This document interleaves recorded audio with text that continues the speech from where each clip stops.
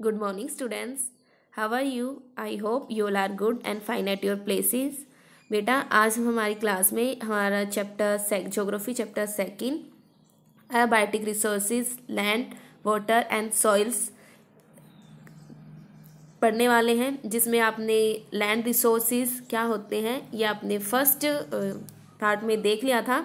ये second part है जिसमें आप land use, types of land, land use pattern, इन सबको पढ़ोगे। तो let's start our chapter land use.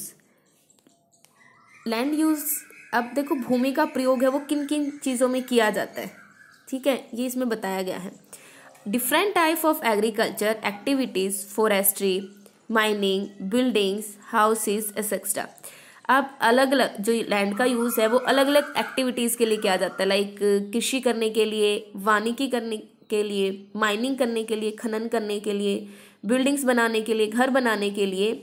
और जहाँ पर ये सब बनाए जाते हैं उसी को कहा जाता है लैंड यूज़, ठीक है। जिस स्पेस पे ये बनाए जाते हैं उन्हीं को कलेक्टिवली मतलब इकट्ठा करके कह दिया जाता है कि भूमि का प्रयोग किया जा रहा है।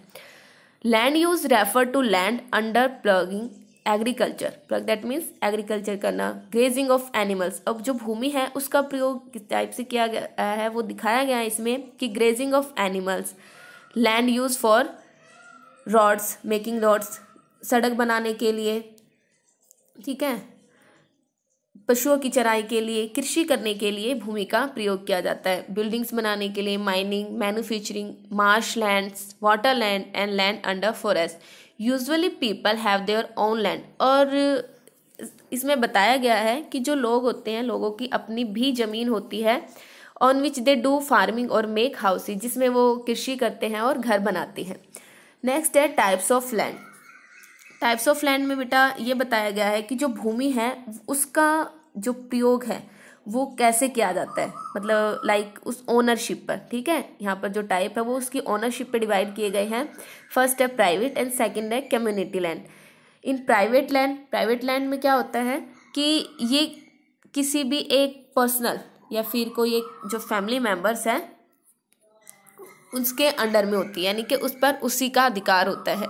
It is on by individual. Private land is used by an individual और हिज फैमिली मेंबर्स। की जो प्राइवेट लैंड है या तो वो किसी एक पर्सनल जो ह्यूमंस होते हैं, पर्सनल जो पर्सन है उसका उस पर अधिकार होगा, या फिर उसके जो फैमिली मेंबर्स हैं उनका रहता है। This type of land is use for personal purpose only. और इस टाइप की जो लैंड है उसका यूज किसी पर्सनल पर्पस के लिए ही किया जाता है, कि भाई उन्होंने घर बना दिया या फिर अपनी जो फैमिली मेंबर्स हैं उनके लिए उसने क्रॉप्स उगाई, यानी कि एग्रीकल्चर की उसमें। नेक्स्ट है कम्युनिटी लैंड। जो कम्युनिटी लैंड बेटा ये किसी की पर्सनल नहीं होती है, इस पर पूरी कम्युनिटी यानी कि पूरे एक जो ग्रुप है, पूरा जो संगठन है उसका अधिकार होता है। इस में आपको बताया जाएगा it is owned by community for common purpose. और इस पर किसी एक पर्सनल ह्यूमन्स या किसी पर्सनल इंडिविजुअल फैमिली मेम्बर्स का अधिकार ना होकर के पूरी एक कम्युनिटी का अधिकार होता है। सच है जैसा कि कलेक्शन ऑफ फ्रूट्स को इकट्ठा करना, ग्रेन्स को इकट्ठा करना, nuts, water, vegetables, medicine herbs etcetera. The community land is also termed as the common property resources. और कम्युनिटी लैंड को हम टर्म कर सकते हैं, हम इस समझ सकते हैं कि कॉमन प्रॉपर्टी रिसोर्स की सभी का साझा अधिकार होता है उन पर। तो ये था टाइप ऑफ लैंड। इसके बाद है लैंड यूज पैटर्न, कि जो भूमि है उसका जो प्रयोग है वो भाई किन किन एक्टिविटीज़ के लिए कितने कितने परसेंटेज में किया जाता है अलग अलग कंट्रीज में। There are considerable variation in land use among nation of the world. अब पूरे वर्ल्ड में अलग अलग जो राष्ट्र हैं, अलग अलग जो नेशंस है वो अलग अलग टाइप से भूमि का प्रयोग करते हैं। The term land use pattern is use to indicate the different use of land. और जो ये टर्म है लैंड यूज की, इसका जो पैटर्न है वो यूज़ किया जाता है अलग अलग इंडिकेट्स, दैट मीन अलग अलग science, different use of land. जो यहाँ पर आपको देखो, यहाँ ये जो टेबल है ये इसमें टेबल में आपको अच्छे से क्लियर हो जाएगा।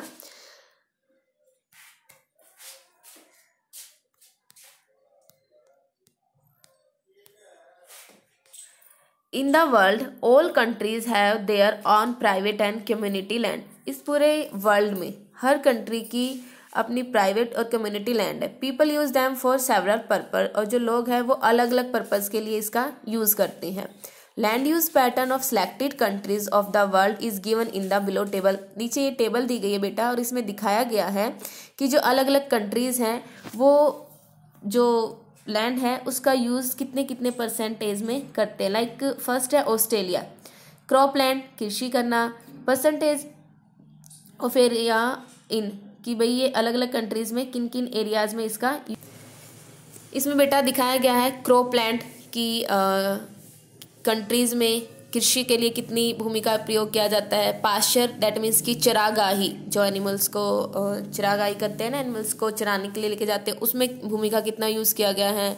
फॉरेस्ट वानिकी में कितना परसेंटेज भूमि का प्रयोग किया गया है। एंड अदर यूज, और अन्य प्रयोग।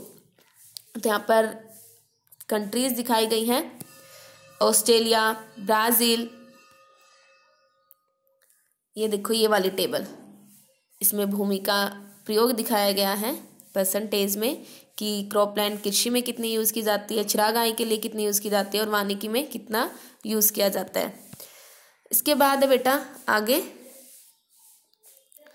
The following conclusions can be draw from the above land use pattern of selected countries of the world. Australia, देखो ऑस्ट्रेलिया में 56% as high percentage of area under pasture.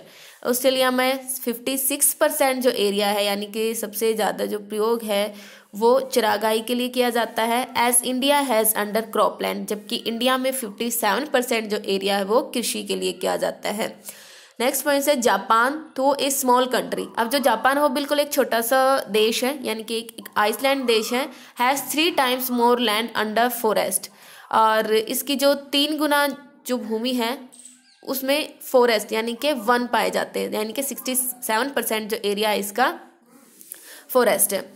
As compare to India, किसके comparison में, India के comparison में, जबकि India Japan से काफ़ी ज़्यादा बड़ी कंट्री है। USA, one of the world's leading grain exporter, has only 21% of land is under crops as compared to India's 57% of cropland।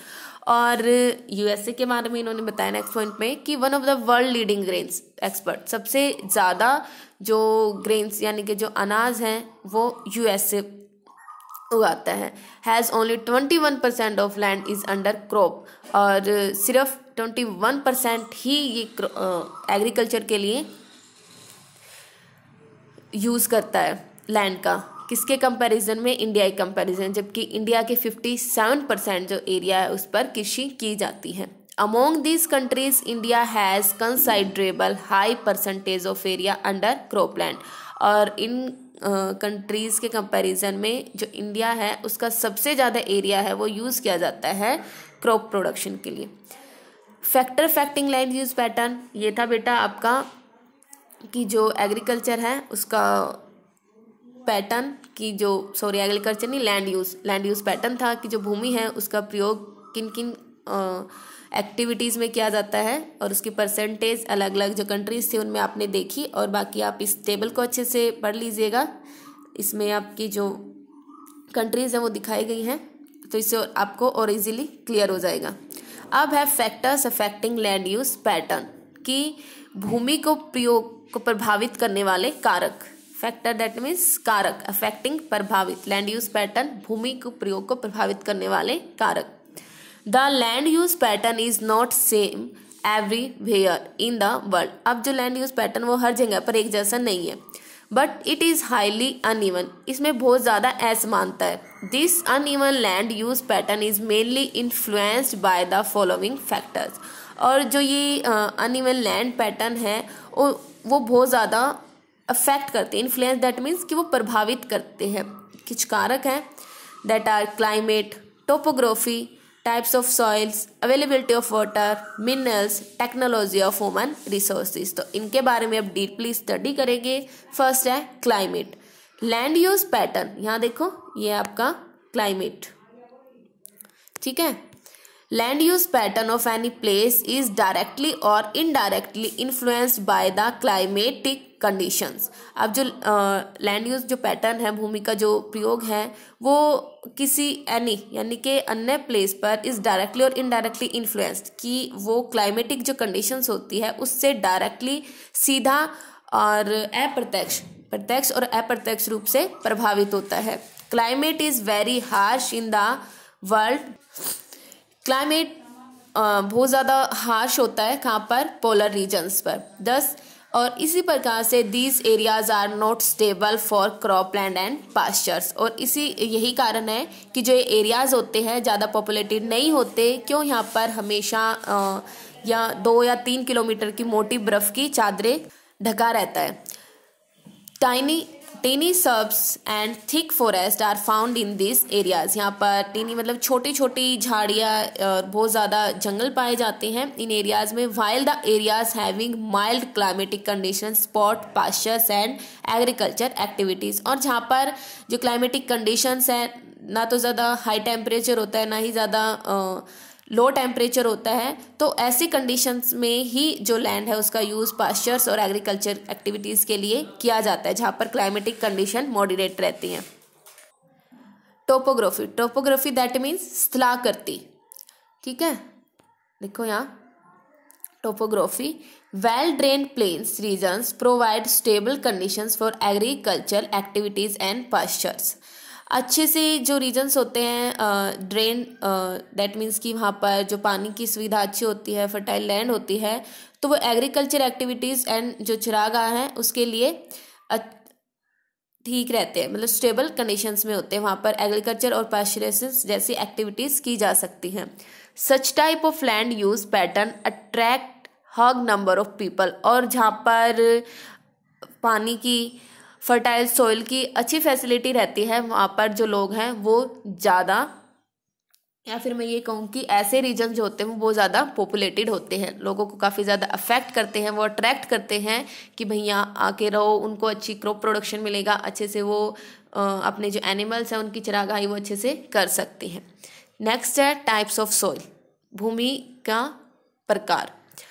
N adequate and well planned land use pattern can be seen in the areas having fertile soils. और अच्छे से जो planned होते हैं, जो land use pattern होते हैं, वो कहाँ पर ज़्यादा होती है?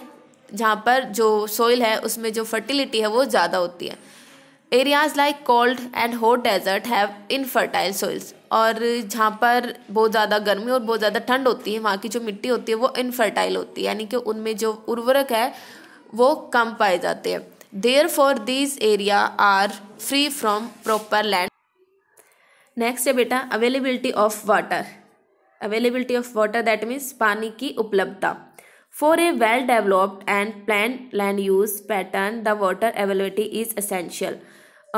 ऐसे एरियाज जहाँ पर जो पानी है वो अच्छे पानी की जो अवेलेबिलिटी है वो उनको मिल जाती है, तो ऐसे एरियाज काफ़ी ज़्यादा पॉपुलेटेड होते हैं। All types of forest, crops, pastures etcetera need plenty of water to survive, as water is a basic need of all the living beings. और सभी जितने भी लिविंग बींग्स हैं उन सभी की जो बेसिक नीड है वो है वाटर।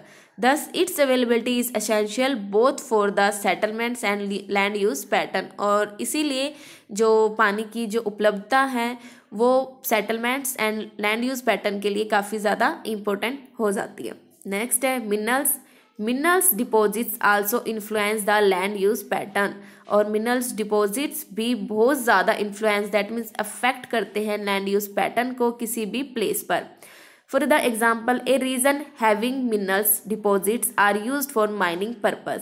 एक रीजन है उसका जो यूज़ है वो बहुत ज़्यादा माइनिंग, ठीक है, मतलब कि काफ़ी ज़्यादा मिनरल्स उसमें से डिपॉजिट करने के लिए उसका यूज़ किया जाता है।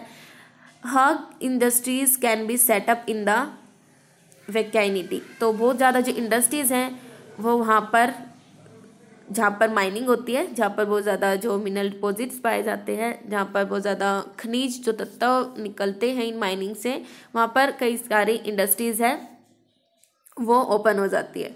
The areas rich in the mineral deposits are more stable for the industries growth. और ऐसा क्यों होता है? क्योंकि ये जो इंडस्ट्रीज की ग्रोथ होती है उसको इंक्रीज करते हैं जहाँ पर मिनरल डिपॉजिट्स ज़्यादा मिलते हैं। नेक्स्ट है टेक्नोलॉजी एंड ह्यूमन रिसोर्सेज, तकनीकी और मानव संसाधन। Both are the two sides of coin. Human resources are technology to convert the raw natural resources into the value of products. ये दोनों ही एक ही सिक्के के दो पहलू होते हैं, ठीक है। जिसमें जो ह्यूमन रिसोर्सेज है यानी कि जो मानव संसाधन है वो टेक्नोलॉजी का यूज़ करके जो कच्चे जो संसाधन होते हैं यानी कि जो नेचुरल रिसोर्सेज होते हैं उनको वैल्यूएबल प्रोडक्ट्स में कन्वर्ट कर देते हैं that fulfil the requirement of the people. और जो ह्यूमंस की जो रिक्वायरमेंट है, जो उनकी ज़रूरतें हैं, उनको पूरा करते हैं। Human resources along with the technology are necessary for successful land use pattern.